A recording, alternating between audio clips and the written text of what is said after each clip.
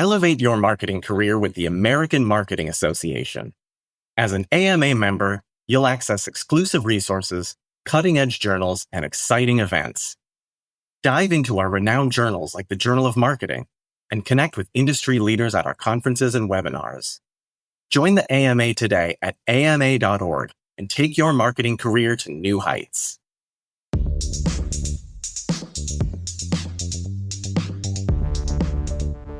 Hello, and thank you for joining us for a special episode of AMA's Marketing Ant.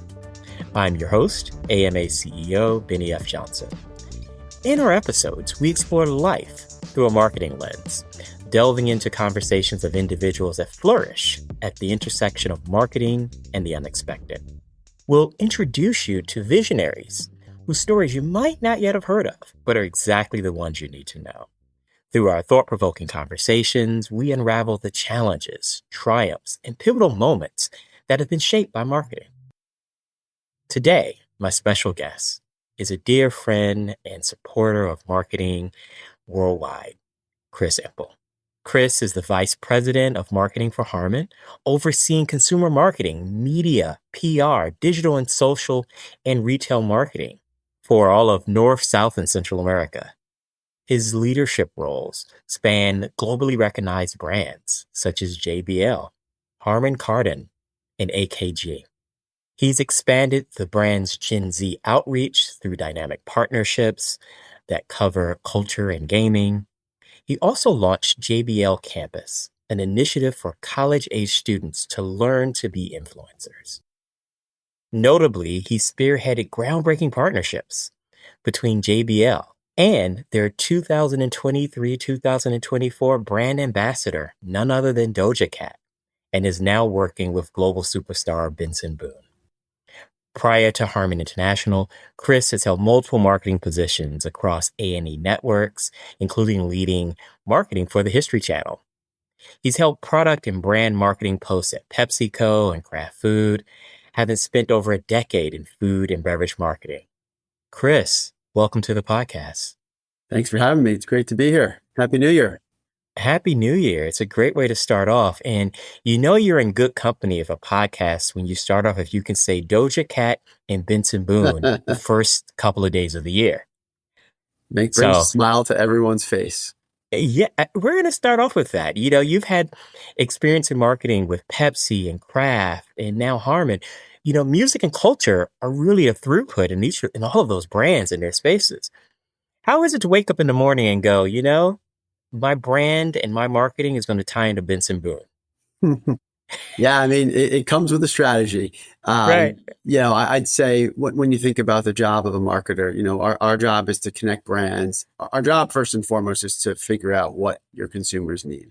What's important to them, whether it's articulated or inarticulated needs. Mm-hmm. And then what are the right ways to deliver against those needs, whether through product innovation, what features and benefits you create. Right. But then also, how do you then connect your brand with culture and right. make it relevant for that consumer? So it starts by really understanding who your consumer is, what makes them tick, and what's relevant for them. And in the case of some of the brands that you've mentioned that I've worked at, you know, cultural entry points like music, like sports, like gaming really resonate, especially now with a brand like JBL, which is so focused on Gen Z as its key consumer cohort. So Benson, Doja, any number of the artists we've worked with over the last many years have really been a part of connecting this brand that creates audio output to the people who create the inputs into those headphones and speakers. There's just this great, you know, audio synergy and just cultural synergy when you start to have those influencers that are just a part of extension of your brand. Mm-hmm. You know, one of the things that I've been really impressed about is your creation of your influencer program. You know, talk a bit about understanding you're working through your direct consumer cohort to actually amplify your consumer cohort. Exactly. Talk a bit about that. Yeah. So, you know, funny enough or not, it was the year right before COVID. And we created this on campus. It was a very physical, very on campus present program called JBL Campus. And what it was a way to create influence amongst influencers. So go in, find people that are relevant on campus, whether it be through their social following or through activation or activities that they're doing. Maybe it's a sports team they're on. Maybe they're the captain of the debate team, but they're people of relevance within campuses. And work with them to help drive the JBL brand, brand loyalty, and brand love on their campus. It started very much, like I said, a physical program where we were on campus, tabling events, show up here, do this, sample. And then with COVID, we obviously, like everyone else, had to pivot. And we turned it then into much more of a social media based program and using the power of creators. So we turned influencers into creators, creating content from their home, from their dorm, from wherever they may be on their campus that was JBL relevant for their audiences.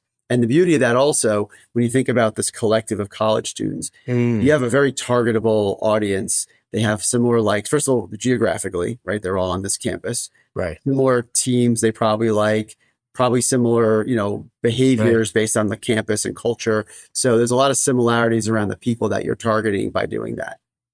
So you're sitting there and you look up, how does this group now inform your next moves? As you and your team are sitting back and a big part of your business is really riding that trend to what's next. Yeah. How has this kind of direct line helped you? We've used it in as much as these. So first, as you mentioned, we created an influencer program. We're trying to help guide them to be as strong of influencers as they can. So we have a brand camp. We've got brand guidelines. We teach them, content creation. So we try to actually be a part of their solution. But then as they're creating, we're also, and working with us, we're listening to them. We're asking them what artists are popping for you, what fashion trends are relevant for you. So we're actually taking that information and trying to, like I said before, earlier, listen and use that information to figure out what's relevant for our audience. So they're also helping us guide our future, like you said, and figure out what's next for us. Right. When we think about kind of the power of influence, I'm going to take this moment and pivot back to when you were in college. Mm-hmm. What tipped the scales for you to kind of lean you towards a career marketing? My answer goes back earlier than that. Okay. I used to mow the lawn of the CMO of a big packaged goods brand when I was like 13, 14 years old. And one day, and she had all this cool stuff and swag and POP and displays up. And one day I literally stopped the lawnmower and I just said, "Can you explain what you do?" Because it's so interesting to me. I remember she had an athlete. She had done something. It was like in a grocery store and she had taken the POP home. And it was in the window. It was like a basketball player. And I was like, "What do you do?" And that was my first day that I fell in love with marketing. And, I think a lot of people look to find their way, and college is one of the best places there is to do that. I'm one of the 0.0001% who at 13 years old with a mouthful of braces knew exactly what I was going to do and have never deviated since. Wow. Yeah. That's amazing. So you saw the POP there, like, what do you do? Yeah, exactly. So question, does your son know what you do now? My boys are well aware of what I do, and now they're both the target. So that makes it even more interesting. They are my audience. I try really hard not to do my son said in meetings because again, the reality also we all know this, but it's a collective, right? I mean, I live in New York and we call it, there's the entire country of states that we need to build the collective of what our audience is. The audience isn't a sample of one in a county in New York. It's the whole, and in my personal remit, the North American consumer, the South American consumer, the Mexican Central American consumer. So I'm building 3 sets of, strategies for our audience. So when you think about that and this kind of subset of a global engagement, what are some of the similarities you're seeing in terms of communities, and what are some of the kind of innovation deviation points? Yeah, no, it's a great question. I mean, we're definitely seeing that much more than, say, a millennial cohort. Millennials really kind of followed the leader. We're seeing with Gen Z, they're much more around individualism and self-expression. And so out of that, micro communities, I'm finding to be, if not, or equal to, if not more powerful than the massive communities, right? So there's a trend that everyone's chasing, but then you've got something a little small micro community with a certain behavior, a certain action that are bubbling up to create their own, maybe mid-size communities. I'm finding that much more than the old, like, kind of follow the leader, just do what one person says, go get a shirt at Gap because everyone got a Right. shirt at Gap, like in the 90s, right? Doing things a little bit differently. It's so interesting. I was having a conversation probably about a year and a half about micro communities and influence. And when I look back at the conversation predicted the success of K-pop Demon Hunters. No, that's And great. it blows my mind because I was having that conversation. We're talking about Yeah. micro communities. And this was the space of young kids who were engaged in K-pop. And it was all these Wow. intersections of it. Yeah. At the time you're having this conversation, really cool, thought nothing of it. Sure. Makes sense, right? Why would Skip you ahead have? here for like, oh my, and it was something that was called out in the insights and the data that was looking at how micro communities form and norm and create expression. And that actually says it perfectly. It's exactly what it is. And Yep. and one of the things, and part of why I love marketing too, is 90% of it you can't see coming. So it's like, who would have ever predicted that, right? Exactly. And that's the beauty of it. And that's why, really a big part of our job is listening, because you've got to be listening. You've got to be very open and aware, and willing to say, I don't know the answer. It's from a metaphor, it's really interesting for you because so much of your business is about amplifying. It's about Yeah, taking the really sound good. and pushing out, right? Yeah. When you think about it, what's the story that you tell now for JBL in kids' lives, in young adults' lives? Yeah, I mean, we have a very strong point of view. It's not an official tagline, but it's making voices heard. So our Right. job is to make the voice of Gen Z be heard. We are the amplification vehicle for that. So we really try to use JBL as a way to give Gen Z a platform, or all consumers, a Right. platform to tell their story. And certainly, I think a lot of that we're seeing lead indicators for Gen Alpha will be very similar. But we're a brand that wants to help tell that story. Another place we've gone recently is into emerging music. So we have the JBL Music Academy. We have Martin Garrix as the face of that. So it's the Garrix Music Academy. And what we're doing is we're helping emerging artists, also songwriters, producers, people behind the scenes, not just the ones with great voices or great, timing for us DJs, but people who are behind the creation of music. So we're actually trying to give an amplification vehicle to people who are trying to tell their story through music. Oh, wow. Which is a really, when you think about the dynamism of going from just a brand ambassador to creating the creators to now saying that we have a space in helping to have the next generation music spaces. Now, when you think about this, we talked a bit about North, South, Central America in the conversation.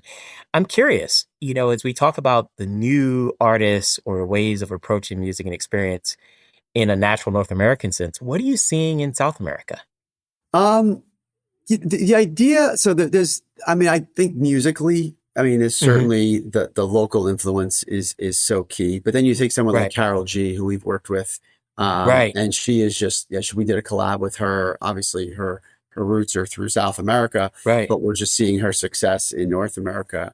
And so I would say, if anything, the Latin culture is having a bigger impact on the U.S. culture musically than I think we're seeing it the other way around. Right. You have your handful of artists that they go and they sell out in it's called American artists selling out in South America, Central America. But now you see what like a Bad Bunny is doing, or like I said, Karol G, and it's staggering, the results of everything. And it's so exciting too to see. I'm loving these music trends. It's amazing that Karol G, we're just talking about, is having a moment, right? In terms of this and all of the work that goes along with it. I think you pointed on something that we've all known this and felt this. All music is always local. Yeah. Right. Kind of our expression. It's always local. It's just that we sometimes grow up in spaces where we're fortunate. We live in a community where our local becomes the national, but it's always local. I remember watching a documentary last year about hip hop, and it was interesting talking to folks who were growing up in New York at the moment, where this was the local music, but it was expressed nationally, and they never thought about it as anything else but their local music. The tension came in when the rest of us in the world started to make hip hop our own. Sure. Sure. Well, look, I mean, you have Yeah. like literally, to your point, it's literally labeled geographically: East Coast, Right. West Coast, Atlanta Sound. Like it literally has a geography in front of the kind of the labeling of it. But what I love is that it's all the same inputs that are coming in, but just mixed up a bit differently, and you end up with a different outcome. Well, All the yeah. same inputs, right? Quincy Jones, I won't say his quote right, but he once said, or I'm sure he said on multiple occasions, there's only certain there's never in the history of time ever been more bars or sounds. Right. There's only notes. Yeah. There's never been more notes added. And so with that finite number of notes for the dawn of civilization, all that music that's been created has been up through a finite number of notes. There it is. So when you think about, kind of these breakthroughs, we talk about the G moment in there. We talk about Bad Bunny, who's going to have a huge stage in just a couple of weeks, even larger than we had before. What do you think this means for brand ambassadors and a more dynamic future of music? I there was a point in time when you and I were like young, where music stopped at borders, and Yeah. you had to be extremely cool to be able to have, Right. you had to have a relative or a family member or travel to kind of bring back this experience, special for it. Now there's no break in geography or border, therefore no break for your brand. And I'm sure you mean this with technology too, because technology has enabled that. I mean, we do listening parties virtually now. So some of our artists will do a listening party down in Brazil for an artist that they're not even at the concert, because you can do that now. So I do think the term I'd probably use is it's not always just the music, it's the experience that you're creating. So I think it's around, to your question of like, how do brands react, I think it's around creating the right experiences with the use of artists and sound as the reason to believe. But it's really everything to me starts with the consumer and what's the right experience for them that's going to resonate. So since your time with Pepsi, using that as just a flashpoint to where you're at today, what are some of the changes you've seen in that consumer aptitude for the experience? It's gone up and down, because when we were Pepsi, it was during very much in the heart of kind of millennial marketing. Right. And it was really around the collective, and it was around the big moments like Super Bowl as your example. Right. I don't know if I can say that, but those big cultural, like, individual moments. I think, COVID certainly changed the way we even appreciate how do we spend time with each other and our circles. You could do it virtually, right? I mean, this environment, what we're doing right now as a podcast, video podcast, didn't exist. It wasn't even a thought, right? Before, technology's enabled it. Now I think you're able to have cross-border conversations, and social media has allowed things that happen in one country. We're having a moment right now with JBL. There's been one last year with Fetty Wap, where someone created a kind of a mashup of a historical moment with JBL speaker. And that was coming in different languages. That was coming with different cultural moments that had happened in different parts of the world. Now, just recently, there's been this thing, it's been all over the internet, where the JBL speaker washed ashore months later, and it's covered in barnacles and such. And that actually happened in Brazil 3 months ago and had its had its viral moment then, and is now surfaced up here in the US. So, it's really interesting. It's around always keeping your ears open, your eyes open to what's going on, because stuff's happening so much more quickly than it used to. Yeah. And these ways in which we can have a moment that is personal in our time, but is still connected to the mass. I'm thinking about like when streaming shows and seasons drop. Yeah. There's space that come into it. Like we're all a part of it, yet we're in our own little separate spaces. Yeah, no, you're totally right. I mean, we'd all go around the TV to watch that one episode of a show because it was only on Thursday at 8 p.m. Right? Now it's like, hey, did you catch the final? That's like, even the way you talk about TV changes, because you have to make sure the person didn't see the episode yet, because this one binged it, but this one hasn't caught up yet. We had that over the holidays with our family in the space in there. So the big, for this moment, just to date us in time and in space in there, was every conversation is all things Stranger Things. And there's a conversation of catching up, of being too far ahead, but everyone's in this moment. So at least for the next few weeks. Yeah. We had a family trip to the Caribbean, and all of a sudden, whatever time it was, like 4 people just disappeared. And it was when they dropped the episode, and I remember my son saying, wait, just don't tell me what happens. I'm going to watch when we get back. Like and it's also the way you consume, right? Everyone consumed on a fairly similar size TV, right? Now well, I'm okay watching it from my phone, but my son said, I want to watch it through the sound bar and the big TV. And like everyone has their way in which they watch content, and the way you consume it is so different by an individual. It's so funny we talk about that. My son and I have had a tradition to watch Knives Out series together, right. But yet cool. We've never watched it in the same room. He did the exact same thing. I watched it on a large TV. He went to watch it on his tablet. And every few minutes he'd pause and come in and discuss what's happening. That's cool. And then go back. So, but as far as the record shows, we've watched it together. Mm-hmm. Well, I all can tell 3 you, installments. So, I brought up a comment earlier that one of the most important jobs we have as marketers is to listen to our consumers. So we took that exact insight we're talking about here, and in all of our products now, we have something called Auracast, where you can seamlessly just press a button and sync in, listen together, share music moments together, even just, a playlist, whatever it is, like all listen at the same time through this Auracast technology. And it's not just because we were we stumbled upon a cool technology, but because we knew this was important to consumers. Yeah. It's interesting. I'd love to talk a bit. We've talked about brands across geographic space. I'd love to dig a little bit about the brand across generation. So much of our conversation has been a multi-generational, our expressions of how we connect with our family and our children, how they connect with us through the space. You're really, the JBL brand and all of the equipment is really a conduit for that.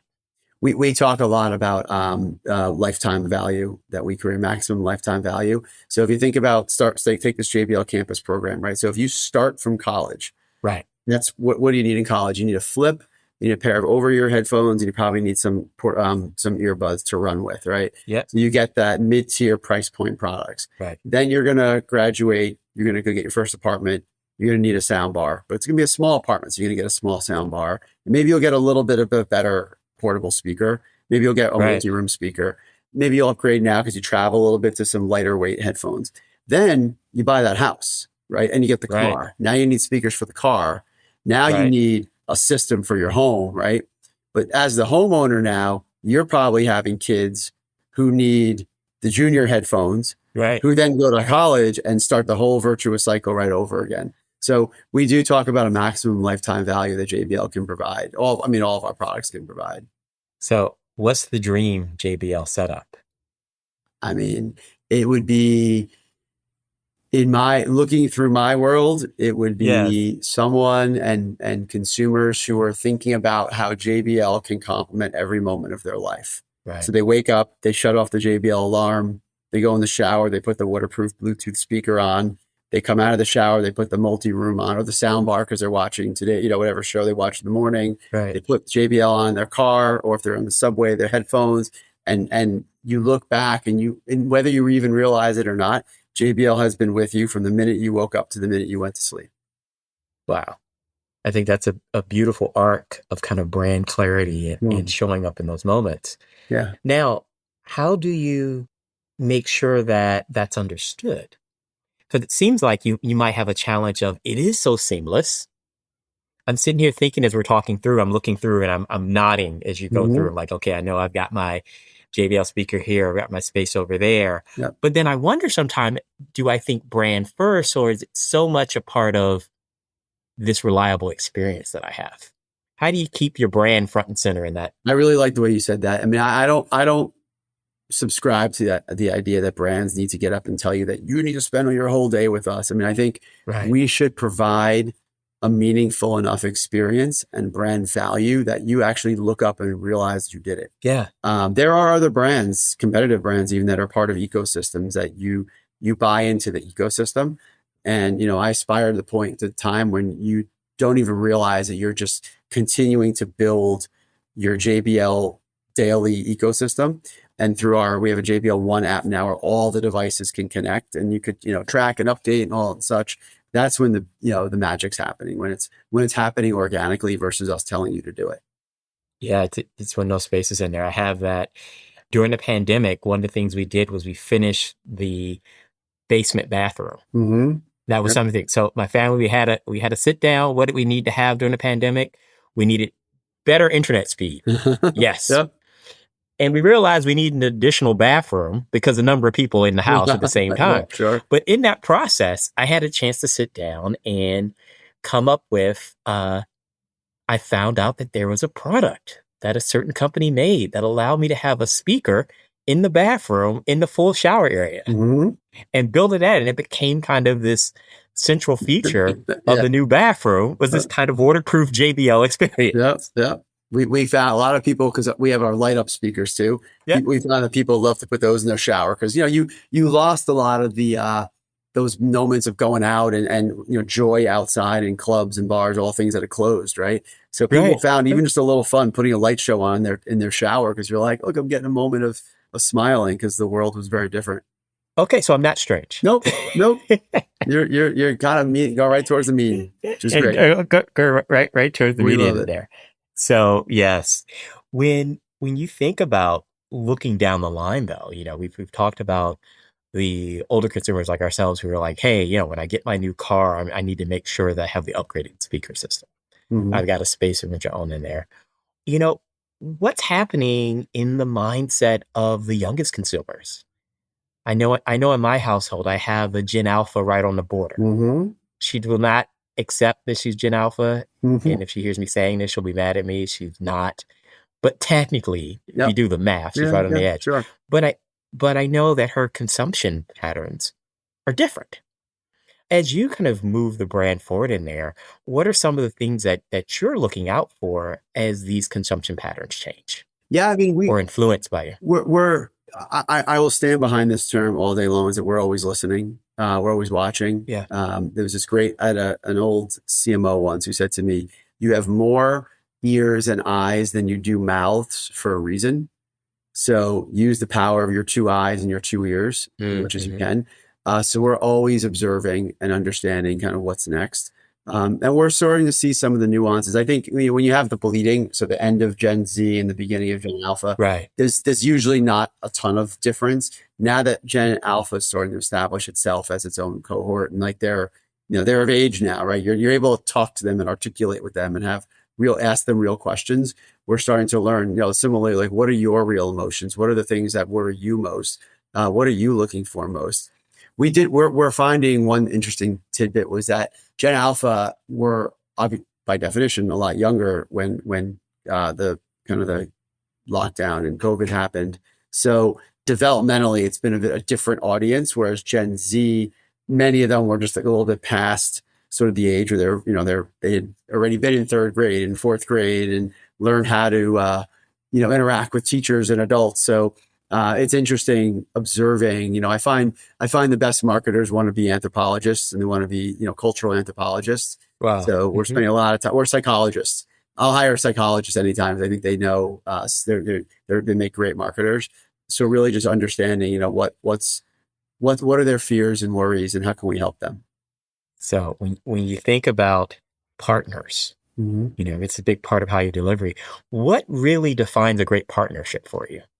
Who are you looking to work You with? mean when you talk about that, people or like brands? I'm gonna go brands first, Yeah. and then we'll circle back to people. But I'm really curious. When you have such a storied brand and you're really kind of clear on who you are, where you are, and who you're for, what makes a good partner for you? So actually, funny enough, you I didn't know if you meant to do this, but you half answered the question. Oh, Brands. I was not trying to do No, that. we love working with brands who know who they are and have a clear identity for what they believe their consumer is and what their goals are. We've gotten into partnerships with brands that are just kind of on the way up or even like a little bit at having a moment of like, who are we? Identity crisis. Right. And we find those partnerships to have a very hard time to get approvals, to get alignment, to kind of share like where are we going here. When a brand has a clear identity, and I believe JBL has a clear identity, when we sit down, the conversation is so much more thoughtful because it's like, okay, are we going down the same lane? Are we both driving the same speed? Do we both have the same end like location that we're trying to get to? Or are you trying to get off the exit ramp and I'm still want to go another mile? Like you have to make sure first and foremost that you have shared qualities and consumers, which is so critical to a successful partnership. Yeah, I mean, I love the way that you don't kind of half step in going into your partnerships. I think about the creator Mm, program and a global space in there. That's all innovation, right? And that's when brands get nervous yeah, when there are new things on the edge, like, "Oh, I don't know yet." yeah, But you all mm, have been able to really kind of lean in, and I thought, it'd be really powerful to hear that. Like, what drives that kind of confidence in finding the right partners there? yeah. I mean, for us, it definitely, we're probably a little bit longer on the upfront, like having the Okay, conversations and the call it the interview stage or the dating stage, okay, because it's around getting to that place of like shared, values, which is so critical, and making sure and seeing through, the oh, I just want to get a partnership done. Like, no, like really, right. what are you trying to accomplish? Brand X, brand Y. Well, I love the kind of just how diverse and how breakthrough the partnerships are. One of the friend of the podcast, we got a chance to spend some time with the commissioner of NASCAR. And I know you guys are NASCAR technology Mm-hmm. Yeah, partner in there, yeah. you know, but in one conversation, you don't expect to hear Doja Cat in NASCAR, Yeah. but yet it makes Yeah. sense. Yeah. I mean, we happen to be quite a diverse technology company. So in our Right. case, yeah, with the massive automotive side of our business, we are powering towering technology within the NASCAR space. Now down in Central America, we actually are partnered more with NASCAR Mexico and working with Okay. racers down there. So we have a driver there. So we actually have an expanded relationship. We've had partnerships with F1, more on the Right. enablement side and technology side as well. So we've kind of dabbled in and out of different parts of the racing world. Yeah. So, as you partner with the actual personality in the razor and the athlete, right? Because it's really kind of that blending of the personality and athlete face. What cultural lessons are you taking from that in terms of the successes you've had with a personality? Mm-hmm. Kind of, I love that because it's an all-in personality. They're the Yeah, personality, they're the athlete, technology, and the delivery. yeah. You're hitting on all the areas of the business. What lessons do you have that for brands to find those moments and to really drive them, pun intended, forward? Yeah. Yeah. I mean, well, first and foremost, it's really I think brands need to understand exactly what be very clear on their objectives of what they're trying to do. Cause Right. it's so easy. We get calls all day long. Every marketer gets calls all day long, being pitched sponsorships and partnerships. Right. And everyone, by the way, every one of the ideas is the best idea ever. But if you don't have a clear vision for where you're going to go, you're going to have a really hard time filtering out what doesn't work for you. So JBL from, circa 2000 or 2015 through maybe 2021, were all about the biggest moments in culture. So we were present at Super Bowl. We were at the NBA All-Star Right. game. We were at the Grammys. That was the vision for where the brand wanted to be at that time. We've changed that. So now we have we have a little saying that leagues give you scale, teams give Mm-hmm. you local relevance, players tell stories. And Mm-hmm. we are hyper focused right now on the stories that athletes, musicians, Mm-hmm. gamers, the stories they have to tell. That's the stories we want to help amplify. I think it's a powerful throughput for you, right? Because the stories, that individual story, it shows up with the athlete. Mm, It shows up in the team and the community. And it shows up. It's if you've done it right, it shows up in the throughput of the biggest stage. sure, sure. They bring it with them. I mean, like if you look through culture, you see athletes, musicians, etc., with JBL party boxes or boom boxes with them, and these pop up in social. These aren't things we pay for. We don't ask that for that Right. to happen, right? They happen because it's an organic moment with a brand that they've connected with, and that's again that kind of falls into that like special moment, special sauce that Right. you try to and the magic you try to create. Now, what do you do from a structural standpoint, from a marketing infrastructure standpoint, to make sure you're ready and able to see, receive, and amplify these moments? Yeah. Yeah. I mean, community management on the social side certainly plays a big role in that.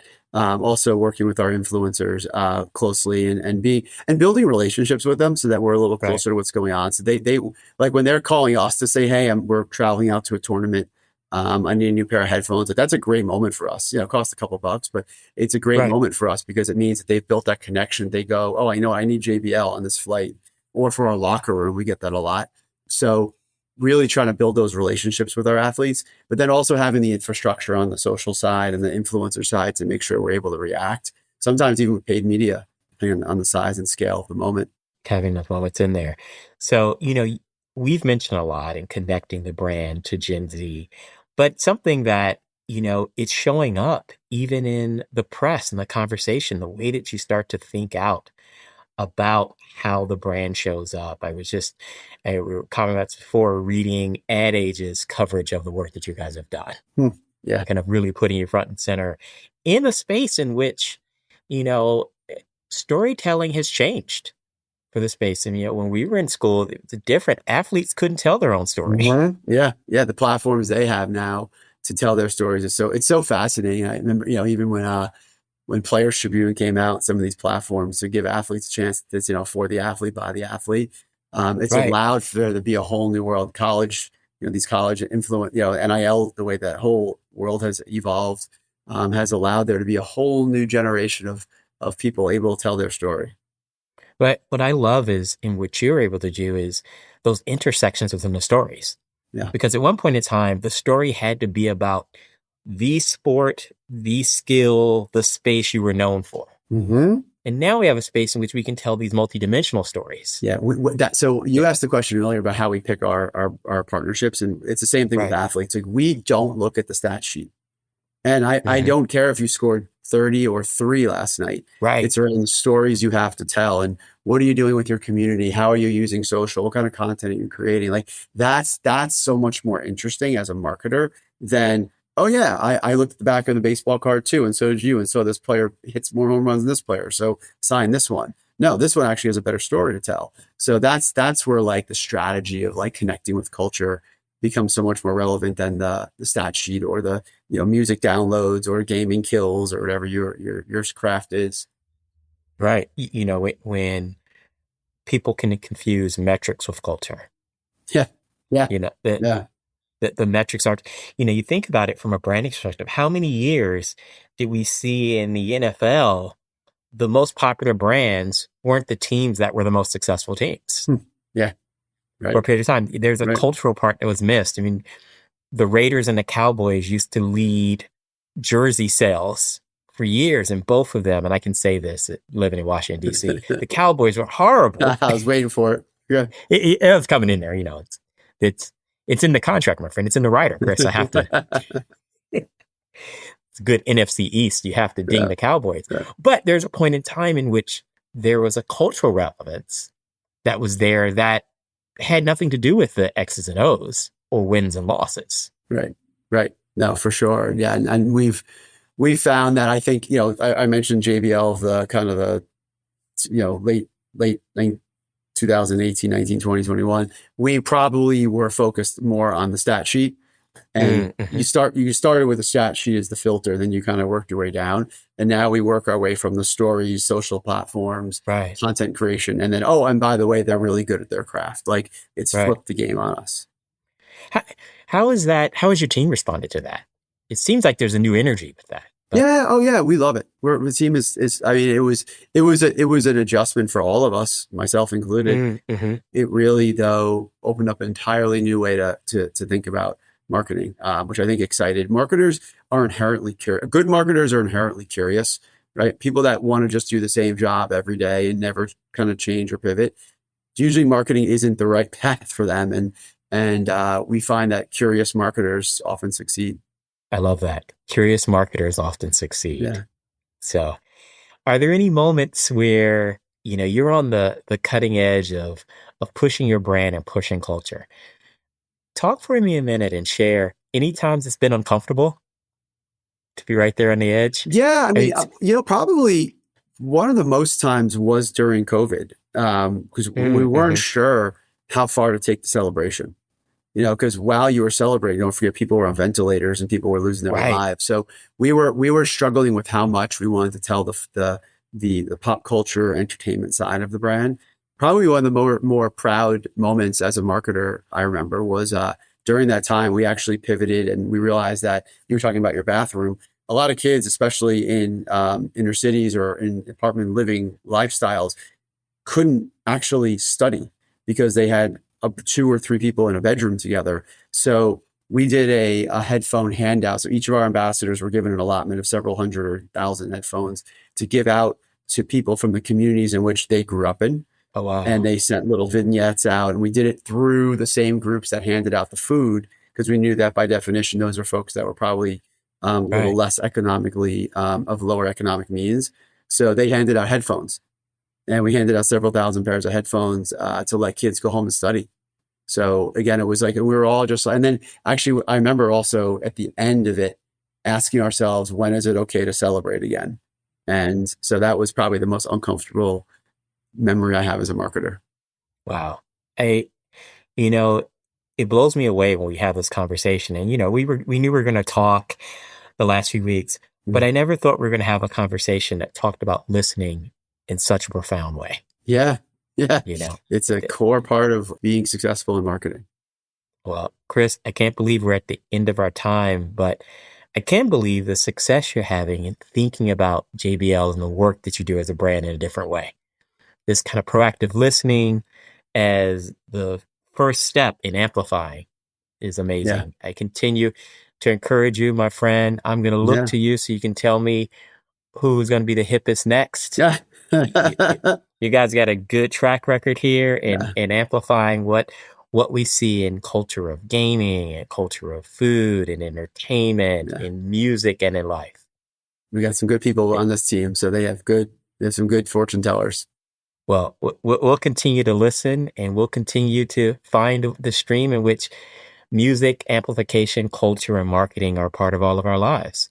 Chris, I can't thank you enough for being a part of our little podcast here and having this conversation. Benny, thank you so much. Really appreciate it.